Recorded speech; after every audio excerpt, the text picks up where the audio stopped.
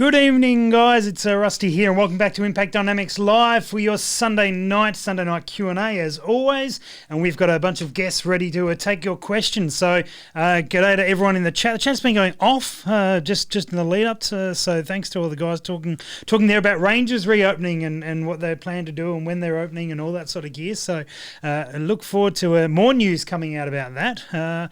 But g'day, Dave and Scott and Charles and Steve and Andrew.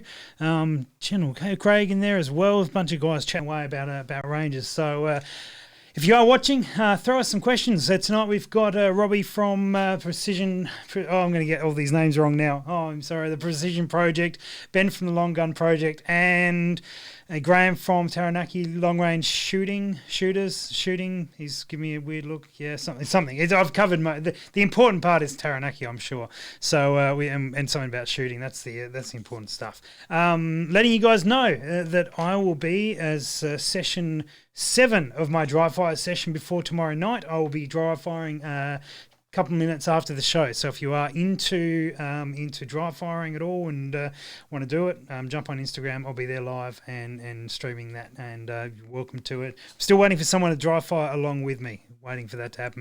Maybe tonight's the night. Speaking of tomorrow night is the Team Impact reset, recycle, new cycle, I don't know, whatever it is. That's happening tomorrow night. Andy Little will be here, and we will be talking about what goals we've achieved, what goals you guys have achieved, what we're going to reset those goals for, things that we've learned, things that we found challenging, found interesting, found useless, all that sort of stuff. So I look forward to sharing that from what I've been doing and hearing your stories. So tomorrow, if you've done anything or been working towards anything, flick us a email or a message or something like that, particularly with a video or a photo or anything it is that you've achieved. We'd love to be able to showcase that to show what people have done. So anything like that, hit us up. That'd be fantastic. Need to let you guys know as well, Projectile Warehouse is on board. 5% off Projectile Warehouse, the site wide, which is using the code IDLive5, IDLive 5, number 5, not the word, and you'll be able to save 5% off site wide. Bit of discussion on Facebook about trimming on that one. We may even get into that tonight. We'll see how we go. All right, I mentioned them before, and here they all are. Robbie, Graeme, and Ben. Evening, gentlemen. How are we all? There you go. Good, mate. You? Oh, I'm going good. Graeme, how's things over in New Zealand? Yeah, a little bit wet, but not too bad. So normal? Yeah, pretty normal. Yeah, good. And Ben, dusty and nothingness up in Hay? No, mate. Anything but. We really? had over an inch of rain in the last 2 days. Wow. So okay. I'm walking around wishing I had a pair of gum boots. But you don't because you live in Hay.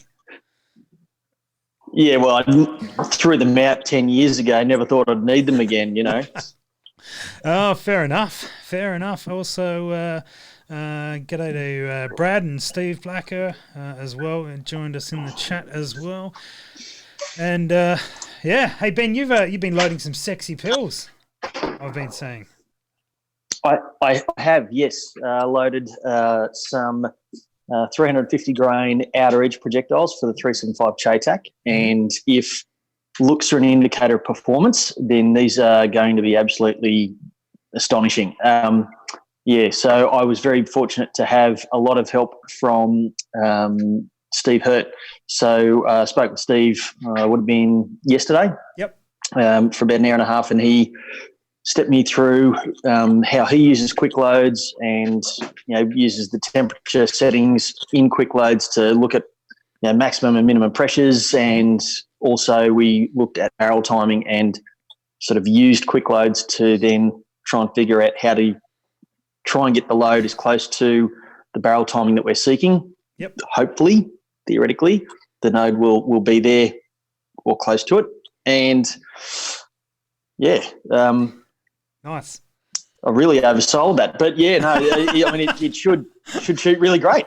Fantastic, mate. And just on your point, unless of course I suck, and then this. If looks were any indication of performance, Robbie would be smashing the PRS already. But maybe he'll get there. But I'm not. I wasn't talking about you. I was talking about Robbie. Oh, right. G'day to Peter and Edric who've joined us in the chat as well. Guys, all right, now trimming. I was mentioning trimming. I put a post up on before on Projectile Warehouse. Graeme, do you do any sort of trimming for your loads? Yeah, depending on what it is. On my more precise stuff, definitely. I shoot a lot of 303 as well, and it has a lot of issues with head spacing, so I have to trim that about every time. But yeah, definitely. I don't do it every time on my more precise stuff, but if it's running out of spec, yeah, I do. What do you use to trim with? It's a Reading, little one of those manual lathes. It's with a micrometer adjuster. I'm not sure of the model, but it's a nice little piece of kit. Yeah. Yep. Yeah, very good. What about you, Robbie? You trimming for your brass? Generally, I will get virgin brass, 5 foreman ones, and then give them all a measure up. Yep. 9 times out of 10, I'll kind of cut them back 10th thou from spec, and then kind of go from there. That kind of gets me through at least, 5 to 6 firings, and I can kind of work out where, how much the cases are going to stretch or if they're going to grow or, something like that, and kind of keep up with the trimming process from there. So always want to keep under semi-spec standards. So Good plan. And Ben, Steve's telling you not to jinx him, but what are you doing in terms of trimming? Yeah, so I'll just, every couple of firings I'll just measure them and that sort of stuff, and I'll just take a random sample, just pick a row or, random out of the box and just see where they are in terms of spec. And if they're a bit close to spec, then I'll put them on I'll put them in a little hand trimmer and I'll trim them up just to be on the safe side. So I'm using I don't know if it's a Forster or a Wilson. Okay. Could be a Forster. Could be little hand lathe thing. So. Yep. Okay, very good. Actually, Robbie, did I miss what you're using for your trimming, or did you not say it? I'm using a Frank Frozen Arsenal. Sorry, mate. Grab it out. If you guys can see this bad boy. Yeah. It generally works pretty good. It's kind of cuts down to half a thou, which is more than suffice, I think, for what we're doing. So that'll do it. It's repeatable. It does its thing. So nice. Very good. Yeah. All right, got a question here from Scott. Scott asks, what bag should I start with? I'm guessing I know Scott's sort of thinking about getting into some PRS or at least trying it. And I'm pretty sure, but I could be wrong. Scott, please correct me, but he comes from a full bore background or an F-class, something in that sort of category. So an extensive array of bags is perhaps not so common to see. Ben, let's kick off with you, mate. What are you running and what have you used and would recommend? I've used I wouldn't say all manner of bags, but I've used quite a few different bags. Yep. My two main ones. I've got a tactical ladder, which is really handy for those barricades which are quite sort of narrow, so pipes and that sort of stuff. But the one, if someone said pick one bag for one whole match, that's an equipment limitation. I would choose either a mini fortune cookie, or I've got my eye on one of Birchie's. It's got like sticky stuff on the top, and in the things like a mini fortune cookie. Yep. You'll probably kick me for saying like that, but yeah, that's probably what I would choose, is probably a mini fortune cookie or something that size, because you can fit it into most places and it makes a good rear bag. So I would probably start with a mini fortune cookie and use the shit out of it. Ash uses his one bag for everything. Yep. Get good at one bag. Don't follow my example. Follow Ash. I think is it the mini game changer you're talking about? Oh no, pint size game changer. Probably. Yeah, if it's from Low Vis Gear, that'll be about right. Yeah. Graeme, what do you have bags wise over there? Do you guys use it much at all? Yeah, we for a long time, Kerry from Precision Shooter was bringing in a heap of the Armageddon gear. Yeah. So I got one of the I don't know the name, but it's about sort of that big, basic, just a rectangle bag with some straps so you can chuck it over your barrel and scope if you want. Mm-hmm. That's all I really use. I'm not big on a million accessories, so I just run that. That's a rear bag, or it can go in a barricade in a sort of basic sense. Yeah, I'm pretty limited on what I use, or sometimes a really small wallet-sized bag that my wife made me. So yeah, pretty basic. Some guys use game changers and stuff over here. Yep. But I try to keep it simple. Yeah. Yeah, nice. Robbie, what's your selection consist of? Well, I'm going to go with Ben's theory and pint size game changer from Armageddon Gear. It makes a really good rear support rest if you lay it down flat, put your gun the rear, the buttstock in the back. You can use it on barricades flat as well. You can use it, on the top side. It's very squishy. It takes up all the slack in any place, and you just put your gun on it with a bit of weight, and everything.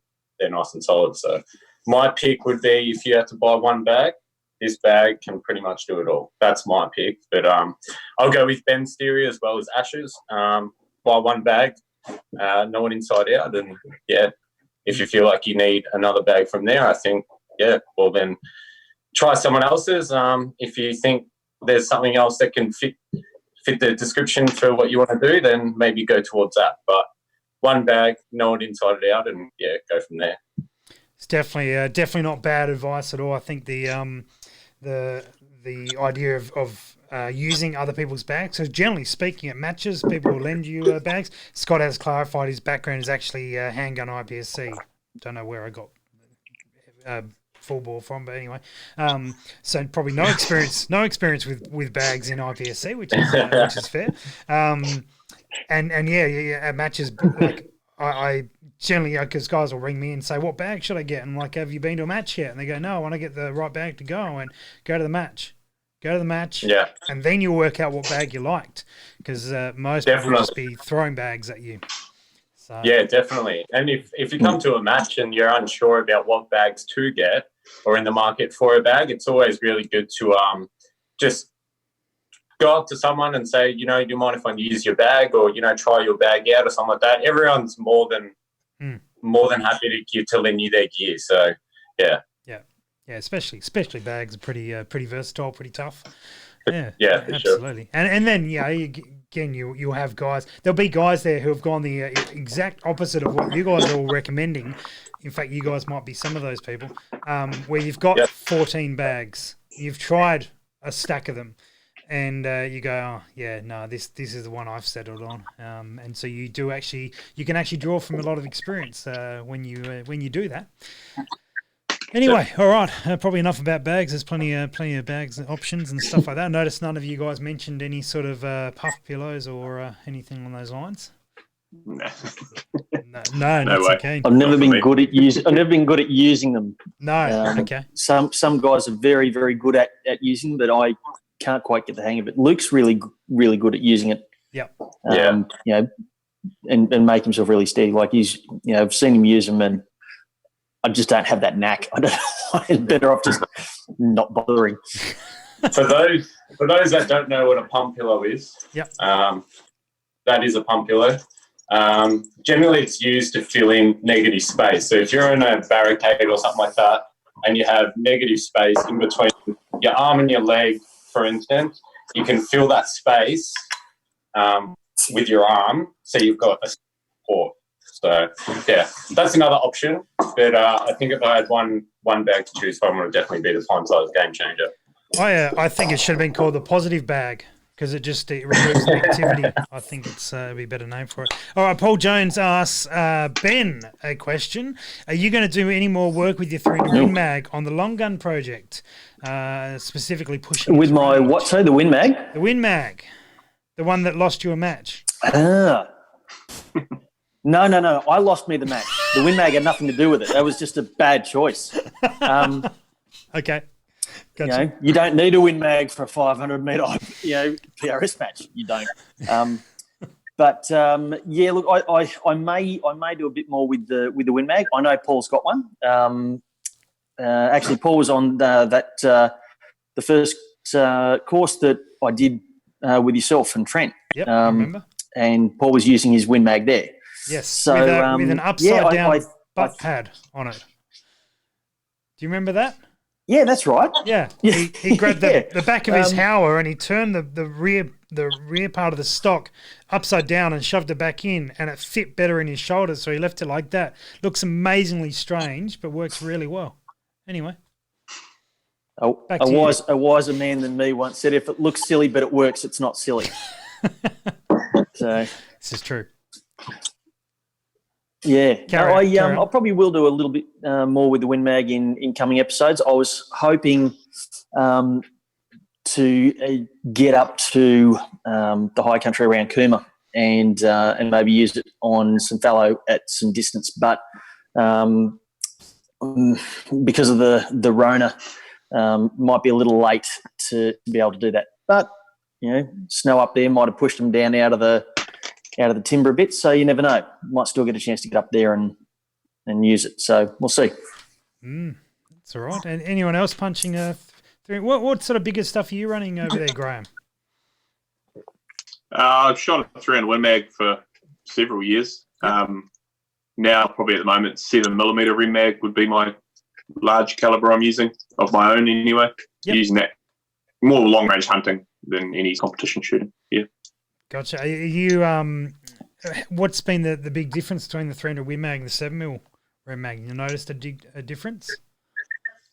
The platforms are two different shooting wise. One was a bit heavy, sort of long range rifle, and then the 7mm a lot more lightweight. So they both kill animals pretty well, and I can hit targets out a pretty long way with both of them. So not a lot of I don't see too much difference. No, just different. The platform has been more of it. Yeah. Gotcha. Excellent. Now, just delving into some other questions we've got in the group as well. Muzzle brakes. Are you guys running self-time muzzle brakes or gunsmith installed stuff? Robbie, what do you got on yours? I'm running the Area 419. I've got both the Sidewinder and the other one, Hellfire. So the Hellfire is a 3-port and the Sidewinder is a 4-port. I haven't really noticed much of a difference between the 3-port and the 4-port. So I've just stuck to the Hellfire, which is a 3-port for now. So, yeah. Makes it really easy for when you want to clean the gun, because it's got a thread that goes on the muzzle. Yep. And when you put the muzzle brake on, it's got its own thread onto that adapter on the end of the muzzle. So if you want to clean your gun, you just undo that, take your brake off, but the thread stays on there. So the thread on your barrel, actually, you can't thread it, which is really great. So yeah, I think that works well. Yeah, right. Graeme, what about you, mate? Muzzle brake's pretty commonplace over there. Oh, we've lost someone. Graham. We've lost Graeme. he's back. We've lost Graham. he's back. I think I'm back. He's back. Okay. I don't know if you heard the question, mate. Muzzle brake's pretty common over there. Yeah, very common. Yep. The suppressors also, obviously, with the law differences we have. But and you asked about self-timed or gunsmith installed. You get more ones you can set up yourself. I run ones that my friend, a local guy, makes that you just same as you described on the Area 419, very similar. But then if I've got one that needs to be timed by removing material, I just do that myself on the lathe or with a file and a pinch. So yeah, but again, a lot of guys will run suppressors here, especially for hunting. It's generally always suppressed unless they're mountain hunting or something. Gotcha. Is that the mountain hunting, is that because they can't, or the gun's too long, or what's the reason for not doing that? Just a weight issue. So the terrain's open, it's Alps, especially once you pass the Alpine level. So it's just guys trying to keep their weight down, because unless you're flying in with a helicopter, but guys are walking in at like big mountains, not like the ones you got over there, like real big ones, so real ones. and then because you're only maybe shooting one animal, it's not that big a deal. Whereas if you're bush hunting for a red stag, you could potentially miss one and then move around the gully. You might find another one if you got a suppressor, maybe. Got it. Yep. Yeah. Yeah, okay. Nice, mate. Nice. Ben, what are you doing on yours? I'm running actually a combination of the two. So Okay. for my 300 Win Mag and the 375, they're a gunsmith timed muzzle brake. So one's a Terminator T3 and the other one is CNC machine by my gunsmith on the JTAC. On the 6.5 Creed, that's an Area 419 muzzle brake, and that one I'm not real excited about, to be honest. With the first part of the Area 419 that goes on, there's a cavity between the crown and the top of the little sort of conical nut, if that makes sense. Yep. And one thing I've noticed, and it may just be the powder that I'm using AR2209.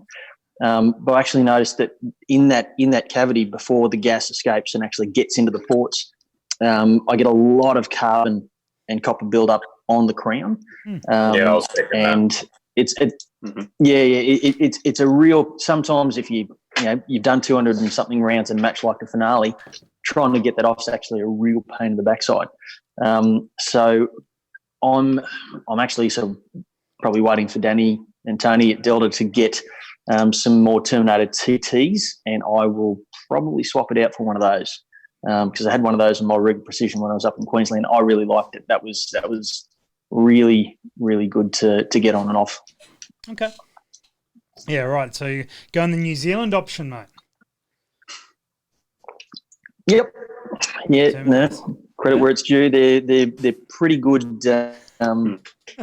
Pretty good muzzle brakes. They do beat you up a bit though, because the angle's really aggressive. Like you feel it on your shoulders if you've got a shorter barrel. Yeah, right. And on a 24-inch there, it's not too bad, but that aggressive angle helps them work. So yeah, no, it's pretty. I think they're pretty good. Very good. Nice. All right. Another question here, guys. If you do have any questions and you're watching along, chuck them into the chat and we will hit them up in due course as well. Gentlemen, obviously we're all reloaders here, talking about electronic powder throwers. What do you guys do to put your powder in? Robbie, let's start with you, mate. As in dispensing powder? Yeah, well, let's talk about powder in general. Like, how are you measuring it and getting it into your case? So I use the FX 120 with an auto trickler on it. So if the people out there that don't know what it is, it's a big electronic scale. It's got a powder hopper on the top, and it works via Bluetooth. So you just punch in 42 grains, for instance, hit go, and it will will throw a big chunk of powder, so to like 40 grains or something like that, and you can adjust that more or less, and then it trickles the rest of the powder. And then I use the Area 419, what are they called, the powder? What are they called? Yeah, I'll grab the little scoop thing. I know what you're talking about. I took a shot out of one. Did you? So I think Scott. One of those funnels. Yeah. So you just pretty much just change. They're all caliber specific for your heads. So you just wind one out, wind it in, sit it on your case, pour your powder in, and yeah, that's it. Yeah, right. Nice. We I think Scott McMillan won the little hopper thing from Area 419 at one of the matches, at the Buchan match actually, that Ben's wearing the shirt for, and he ended up at the bar and we ended up doing shots with it. That's no surprise. I can tell you that's the best tasting shots I've ever had. So Area 419, I reckon they should get into drinkware, but that's just that's all right. Graeme, what about you, mate? With powder, what's your normal go-to? I run an older Lyman auto dispenser, and I just throw a rough charge and then manually trickle it up on a beam scale. Yep. So I'd like to upgrade to the FX system one day, maybe. But yeah, at the moment, big charge on the electronic thrower, then manually trickle it to my exact weight on the old faithful. I think they're reading beam scales I've got. Yep. Yeah, nice. and then same. I've got the same powder funnel kit. Area 419 kit. That's pretty cool, actually, because I reload a heap of different calibers, so having all those caliber-specific nozzles to wind onto it's real good compared to the older sort of cheap plastic ones I used to use. Yeah, okay, good. Ben, what about yourself, mate? Round it out. I am using an RCBS Chargemaster Lite because that's a hell of a lot cheaper than an A&D FX120, which I desperately want. Oh, don't we all? Yeah. Yeah, spent all my money on projectiles for a 375, and now I'm poor. So and still didn't hit anything. Yeah, no, I know. That's a whole other story.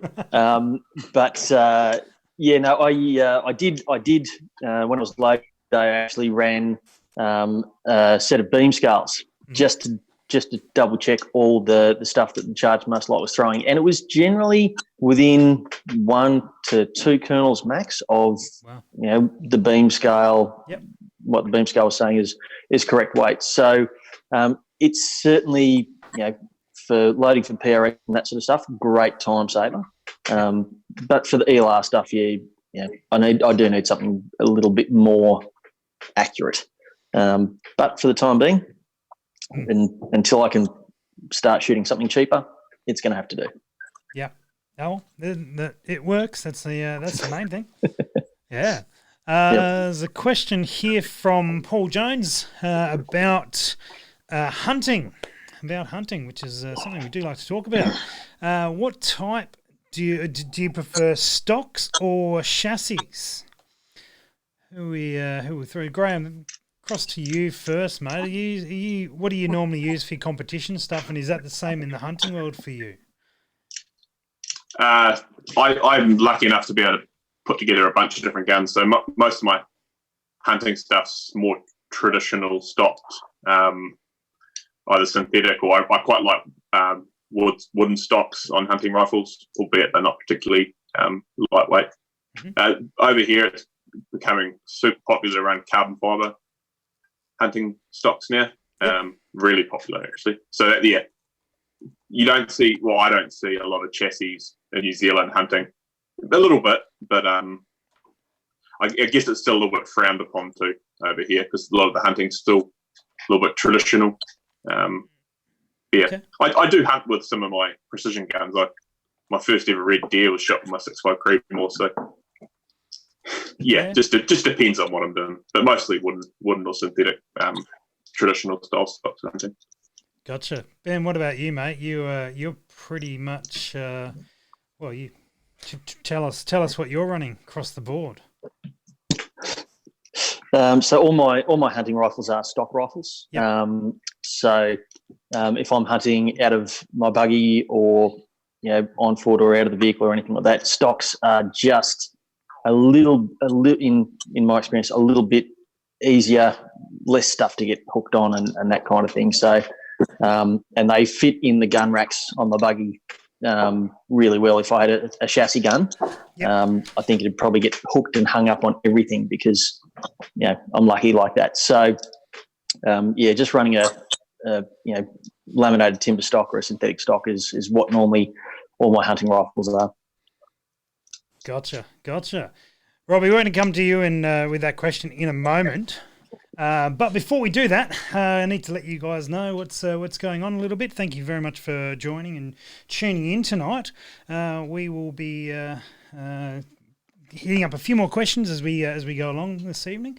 But let you know, tomorrow night, Andy Little is back on the show for the Team Impacts wrap-up from the last couple of weeks. And we'll be going over the goals that we've achieved, the goals we haven't achieved, or if there are any, of course, and then talking with people about some things they learnt and all the stuff that they did. So that is going to be really really good. Looking forward to that. I've got other guests throughout the week as well, and normal sort of thing. Thursday night reloading stuff, and then back on. I think we'll we'll keep it all a secret as to who's on. But there's some really exciting guests coming on this week between Ben and I have got organised. So looking forward to that. Also, let you know, Projectile Warehouse again. You can jump over there at any time, even if you're talking reloading, something interests you, and use the code IDLive5 to save 5% on there. All right, I think we have everyone back, and we're going to throw to Robbie in a moment.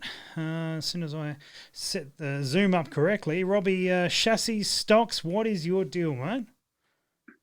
Well, at the moment, I've only really got my PRS setup going.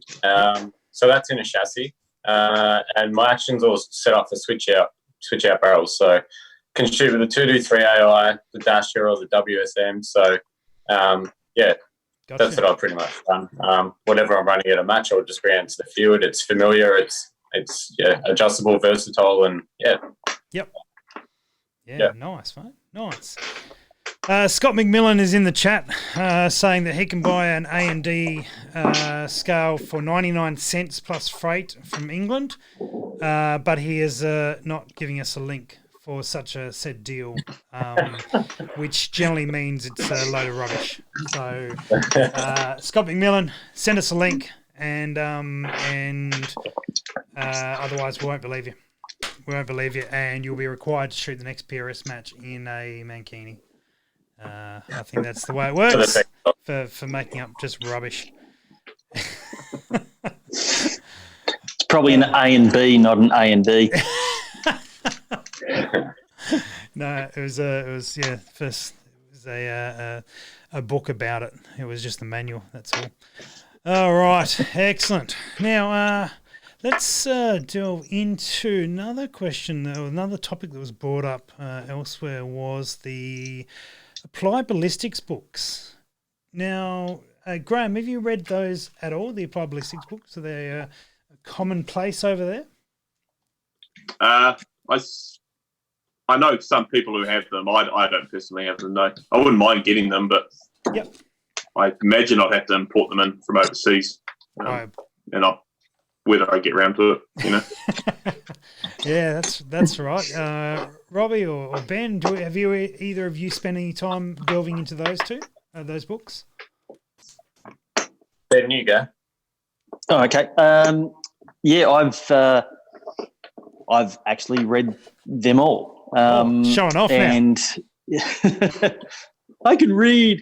I'm impressed. Yeah, no, you're not the only one. My mum was so impressed too. But no, I read the Applied Ballistics for long range shooting first, and it was the first time that some maths and physics actually started making sense to me. Mm-hmm. I only wish that all my physics lessons at school could have been based around ballistics. Otherwise, then I would have really paid attention. Yeah. But so read that, and that may help make a lot more sense of training courses and that kind of stuff. So it actually helped me get a lot more out of it.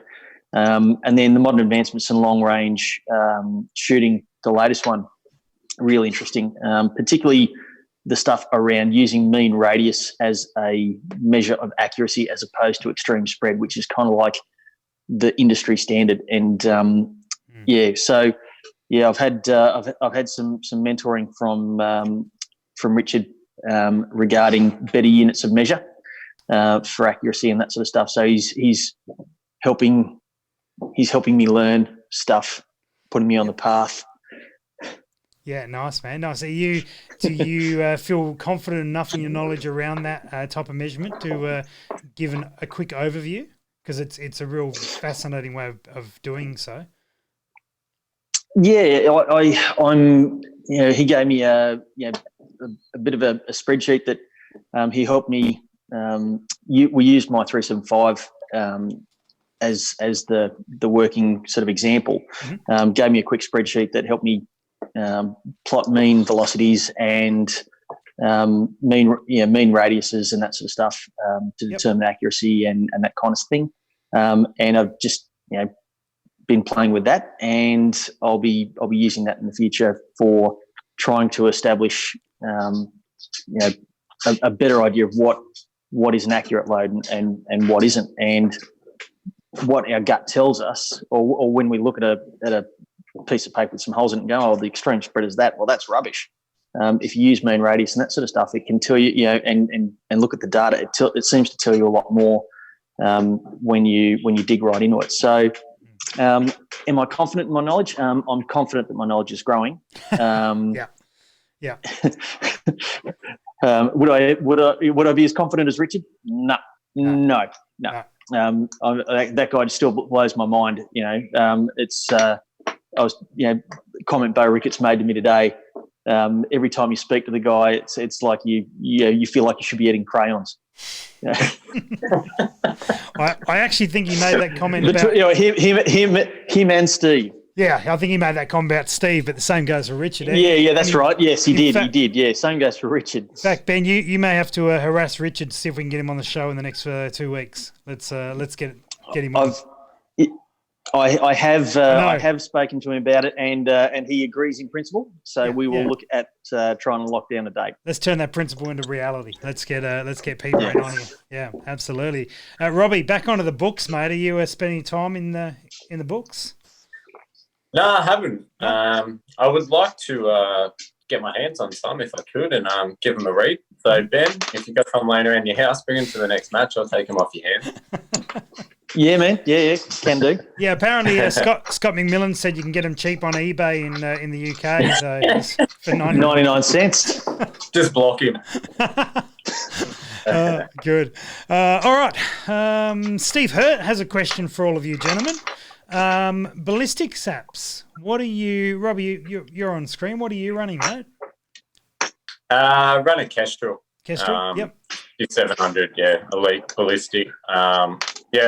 Things to if you set it up right and you spend the time to true it, it does a really good job. So yeah, nice. Yeah.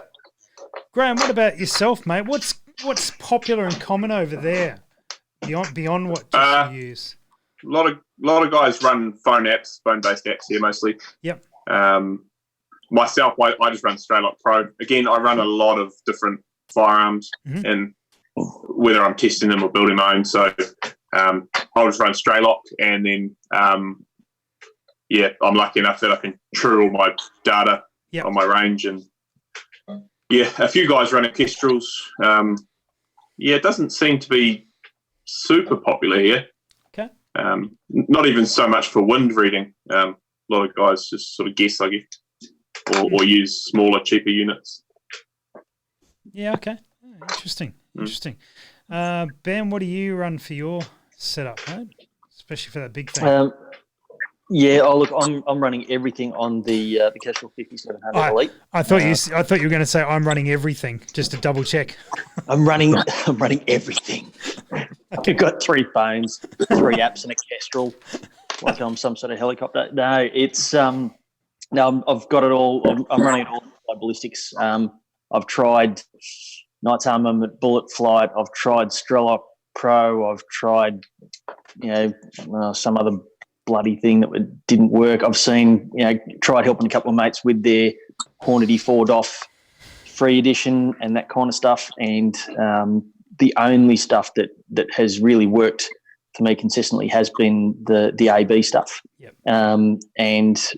Having the Kestrel and then plugging that in the computer and just linking up to their site and then just downloading all the custom curves is really kind of easy to do. So it's sort of interesting. I've had a couple of conversations with some guys who are successfully shooting some really long distances, and a couple of them have said that they don't like AB. Yep. Because their main gripe with it is that when you're truing your data at really long ranges, you can only input 4 data points at various ranges. So I haven't run into that limitation yet because I haven't really got the accuracy in my rifle to actually sort of go well into trans and subsonic. But I'll be interested to see if there's any truth to it, or whether or not I find it'll work for me. So that'll be quite interesting. Jay's probably the guy to talk to about that. Every time you true your data in applied ballistics and that sort of stuff. Essentially, you are just tweaking the curve yourself anyway. So, yeah. Excellent. All right. Sheldrake asks about shooting mats. Yoga mats or thick blankets, what's your go-to for a prone range day? Ben, what do you shoot from? Off just the dirt, or you probably just a bed of flies for you? The way I've been shooting lately, shooting the dirt is what I deserve. No, I had a shooting mat which was essentially just a layer of nylon, and it was a constant reminder of just how cheap I was as an individual. So you could be lying there and you get cat heads. You've seen them. You've been out here. Yeah, the cat heads are the size of a large marble. Sticking into your elbows, just reminding you that you're too cheap to buy a real mat. And then Birchie saw me using it and instantly took pity on me and gave me one of his shooting mats, and it's so nice. So, Sheldrake, if you're looking for a mat, get on to Birchie at Lovies, mate, and they've got 2 layers of nylon with some spongy goodness in between. It's not like the army days, mate. You can actually be comfortable and enjoy it, and it's still okay. So good. Graeme, I know that you guys use shooting mats over there because of Bronte's lack of ability to roll one up. Do you shoot from a shooting mat commonly, or is it not so much? It depends what I'm doing. If I'm just shooting gongs or load development or practice, yes, I'll run a mat. Competition, no, there generally won't be a mat because we're not on concrete or hard surfaces like you guys. Hunting, no mats, obviously. The ones that are popular over here, very popular, whether you have the brand in Australia, Ridgeline. They make a mat that's quite affordable and it's nice and wide, rolls out, padded. It's a good piece of kit. And you get a free range bag when you buy it, so everyone buys those. And they're pretty good. Yeah, nice. I have a couple of those Ridgeline ones. They're excellent. But I haven't been able to find any for a long time, unfortunately. Yeah. Robbie, what do you do, mate? Do you like lay down a whole little area, or have you got a particular mat, or you just drop a mattress down? Pretty much just put a mat down. I just use a yoga mat, and it only really comes out if it's wet and crappy conditions. I'll throw a mat down, but other than that, I'll kind of go prone on the floor and gotcha. Run with it. Andrew is asking if there is any yoga pants to go with that yoga mat at all. There is. There is. Always. Nice. Great. That'll be coming up on. Make sure you're watching the Precision Project. That'll be part of the merch range, I suspect. Yeah. That's it. Yeah, look forward to it. Good. Paul's got a question about trans and subsonic. Now, I don't know who's left in the discussion still. Ben, obviously, we'll kick off with you because we know you're delving into that world. Are you truing at trans and subsonic when you are truing? Yeah, where I've got the space to do it depends on the caliber. So with a 308, you can true some of your transonic stuff at some reasonable distances. I do have the ability to go out just a little beyond a mile.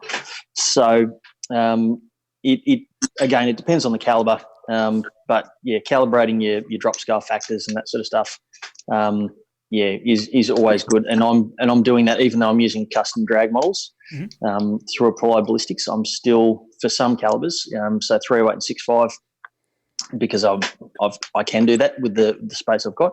Yep. And the Throne Win Mag, I do try to true with my drop scale factor in those distances. So the 375, it's probably not far enough just yet. And with Steve's projectiles, it's probably going to be even further now because they're the slipperiest, pointiest, sharpest projectiles I've ever loaded. So also the highest BC stuff I can find as well. So yeah, that transonic for that's probably going to be like 2,000 meters plus or something. Got it. Graeme, are you delving much into subsonic, transonic sort of gear? Most of the shooting I do is inside 1,000 meters, and so with my 6.5, not an issue. But we put together a 1 mile. We built a new big backstop and splash area just before the virus hit. I only just got up 2 days ago to finally shoot at it. But with the 338, we trued it. Well, to be honest, I just shot at it, missed the first shot, just low, and then so I corrected on the second, and then I just trued that to the axe. So nothing too serious. But then with 22s, I have to. Well, they're already subsonic what I shoot, but I have to true all that out to distance because I like to shoot 22s out to 400-500 meters. Yeah, and so that takes a little bit of playing around. Yeah, absolutely. I mean, I got a phone call the other day from a guy who was at a gun shop wanting to buy some 22s, and he said, "Do I grab the fast stuff or what am I meant to be grabbing?" And Graeme, obviously you're interested in 22s. What would be your response to that question? I run subsonic ammo. When I first got into 22s, I was shooting. I thought fast was good, and I was shooting the mini Magnum stuff. And it was accurate out to around 100, and then it was going all over the place as it went transonic. So I moved over to subsonic because it's a bit more, it's just predictable-ish.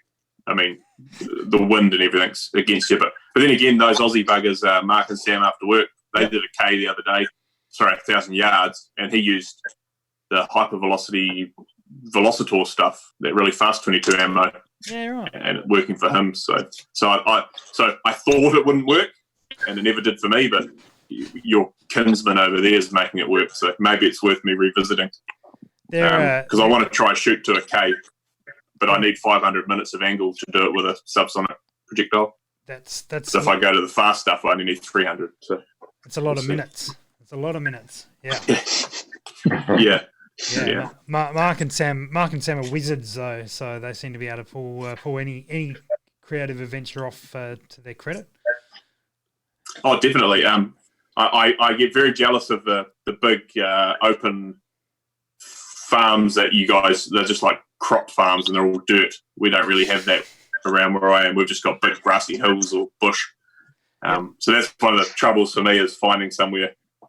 Yeah, it wasn't that bad this summer because we had a drought, so I found a spot on the farm where I could shoot at one of our the access tracks through the property, and there's plenty of dust.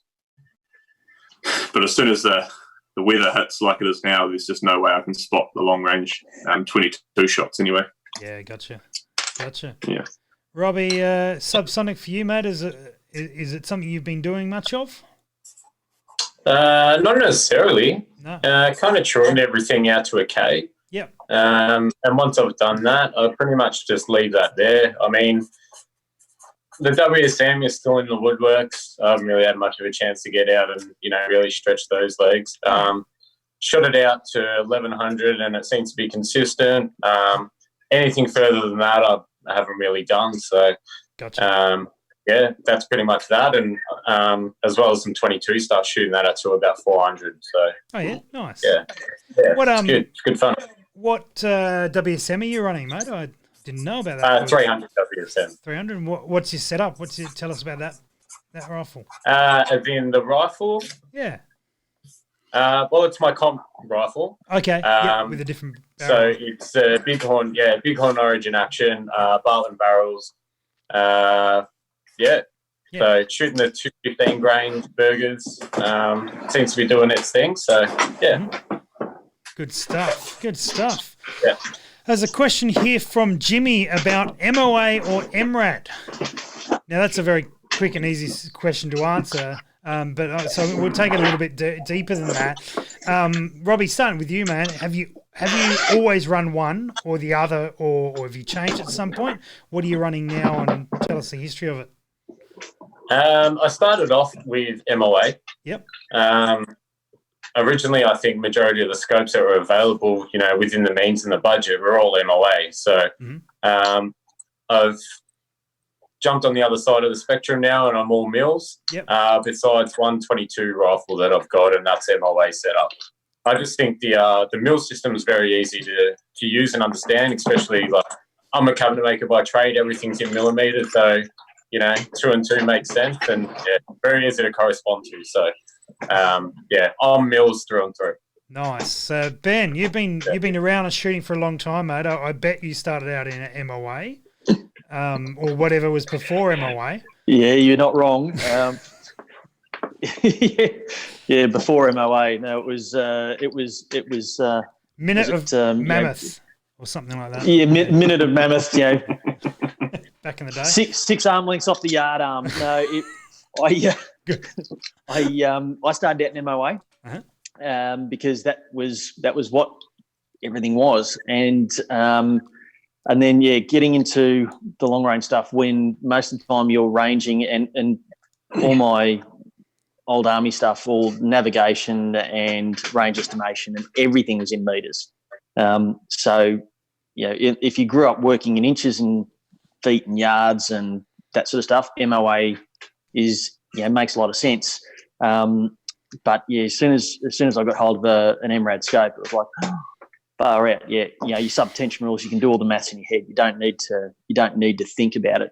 So it's all MRAD, man. Everything's MRAD. Yeah, gotcha. When I started out with don't touch that bloody scope. If you need to go left, hold left. That's the language I started out with. Touchy. Graeme, what about yourself, mate? And tell us a little bit about what it's like over there in New Zealand, across the board. Much the same. As for Kiwi shooters, you're seeing more mill scopes coming in. Still a lot of MOA because it's all guys we've ever known. And so a lot of the main hunting shops still really stock MOA and their optics. But we're starting to get more Milleradians and first focal plane. Yep. I was the same though. First sort of big scope I bought, I didn't know what I was buying. I went to my local gun shop and they had it was an MOA scope, second focal plane. Me not even knowing that first focal plane existed at the time because all I'd ever seen, I'd only ever used basic hunting optics. Of course, yeah. And then so got that, and then I've sort of transitioned to if I buy a new optic, it is now FFP and Milleradian. I find I work with inches and so metric and imperial in my job, so either way it doesn't bother me. But I think Mill is a bit easier for adjusting and calling misses and everything. Yeah, definitely. Yeah. Although I've never quite understood why the Americans, I don't know if you guys do it, but so I'll say 0.2 of a mil, but the Americans have turned it into fractions. They say 2/10. Yeah. I don't know if you guys do that, but they've made it a fraction out of a metric. Anyway, I've always found that peculiar. That's a really good point. Because it doesn't make any sense. Response to that. Yeah. That I always laugh. sounds fair. Yeah, no, I'm pretty sure we say 0.2, 0.3, or no, you missed, bastard. Yeah. Yeah. Good. All right. So that's hopefully Jimmy that sorted that one out. I think the summary of it is we're all using Mill and we all started on MOA, which is a really common story. And I remember when we started doing these PRS style matches, we were about 50-50, maybe 60% MRAD, and now it'd be 98%. At the national level, it's virtually there might be one or two guys running MOA, and it's not because it doesn't work. It's just the common language, and the common language is much easier. Yeah, that's it. You're not going to be at a disadvantage from MOA. Your bullet's going to go where it goes. Yeah. But it's just if the guy spotting for you can call in a similar language, like you say, it's going to be so much quicker or easier for you to get on target. Yeah, that's right. That's the way. Very good. Excellent. Now, Graeme, last time you were on, and then in the show afterwards, in the what do we call it, the Zoom hangout, we started talking pretty sort of military history sort of gear, and we worked out you're quite the knowledgeable man about that. Have you got anything that you could show us? you showed us a piece of shrapnel last time. Is there anything else you've got lying around? It was wonderful to see something last time. Okay. Oh, give me a second.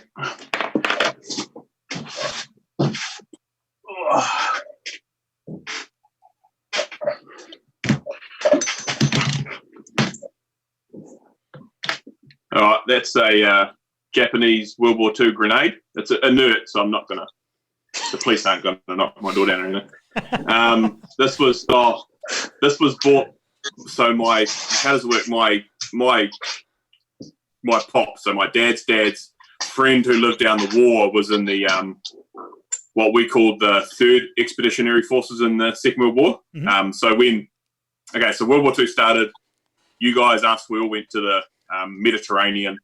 The Japs got a bit nasty. You guys pulled out to fight the Japs, and then you guys got real angry at us because we didn't pull out of the Mediterranean, thinking that we should fight together and protect our sphere of influence. Mm-hmm. So what we ended up doing was forming they called it like the 2nd New Zealand Expeditionary Forces Pacific or something, but the guys over there renamed it the 3 New Zealand Expeditionary Forces. But anyway, and they got nicknamed the Coconut Bombers, which wasn't very popular, and it was a derogatory term for the returned soldiers. But anyway, he brought this grenade home. So he's removed the fuse, and it's all seized up, and there's no explosives in it anymore. Yep.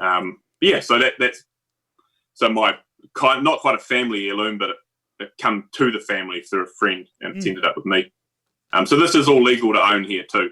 Yeah. In case I don't know what your guys' laws are like, but it's all safe, and pretty neat. These are the ones they had an impact fuse, so you see them in the movies. They whack them against their helmet and then blow themselves up. That's I used Type 99. I can't remember the code of the grenade. And then here's something kind of long range.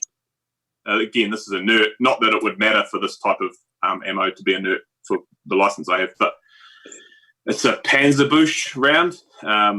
So again, early World War II anti-tank rifles were still they were still thought of as a good idea. They weren't a particularly good idea. So the Germans, instead of using like a 12.5 mil or a 20 millimeter, well, they did anyway, but they got these and they necked down, kind of like a 50, necked down to an 8 mil. So it was that's not the original projectile, but it would have had a tungsten 8 millimeter projectile. And the idea is it's like 196 grain projectile going 4,000 feet per second.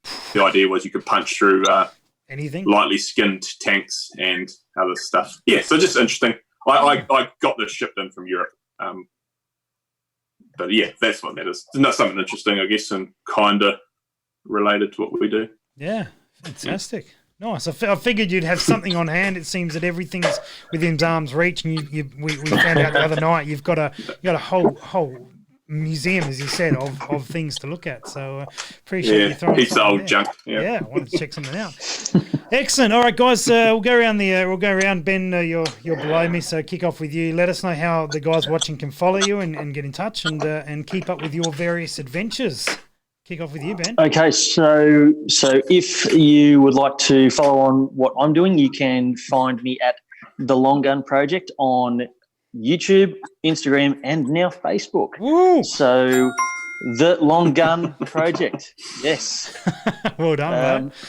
It's been a long gun project. Like, subscribe, share. Graeme, what about yourself, mate? How do we find you?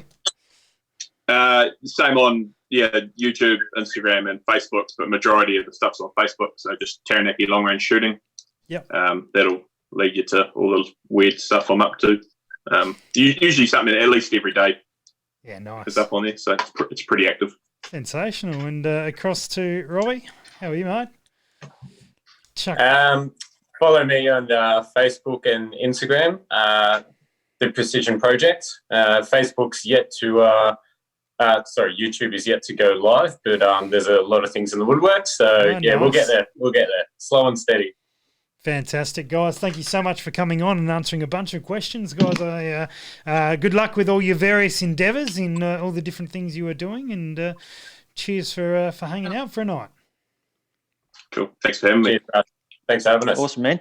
Easy, guys. Thanks for tuning in, and appreciate the guys who did ask questions. Always good. We'll be back tomorrow night for a big night for Team Impact. Andy will be here. I'll be here. We'll have a few videos, and we'll probably make some calls and get a few stories and see what people were up to. So look forward to that. Again, let you guys know you can save 5% off at Projectile Warehouse using the code IDLive5, and that is good to go anytime you like. Righto, guys, thanks very much. We will be back tomorrow night for the Team Impact show. We'll catch you then. Hey, pretty baby.